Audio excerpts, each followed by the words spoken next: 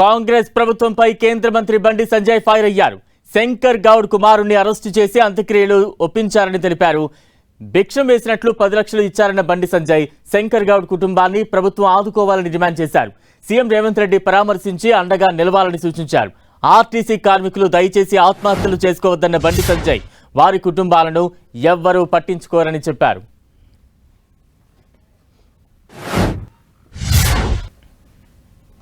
ఇప్పుడు లాస్ట్కు వాళ్ళ కొడుకును కూడా కొట్టి వాళ్ళ కొడుకును కూడా అరెస్ట్ చేయడం ఇతను మూర్ఖత్వం ఉంటుందా? ఇంత అరాచకమా? ఇంతనా? ఆర్టీసీ కార్మికులు ఆలోచించుకోవాలి. ఆర్టీసీ కార్మికులు ఆలోచించుకోవాలి. మీరు ఐక్యతగా ఉండండి.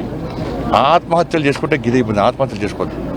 ఇలా కుటుంబం చూడండి. వాళ్ళ కుటుంబాన్ని ఎవరు చదువుకోవాలి? ఈ ప్రభుత్వం చదువుకుంటుంది ఏంటి? 10 మంది రేపు వస్తారు, మళ్ళీ వారం తర్వాత అంతా మర్చిపోతారు.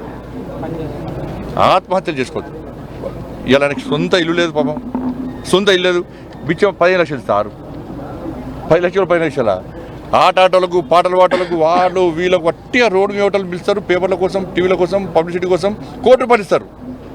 సరే, ఇలా ఎక్కడన్నా ఇస్తే ప్రోత్సహించడం కాబట్టి నేను అంటున్నాను ముఖ్యమంత్రి గారిని, మీరు తర్వాత రహస్యంగానే రండి, మీ అధికారులను పంపండి, వాళ్ళ కుటుంబాలను ఆదుకునే ప్రయత్నం చేయండి.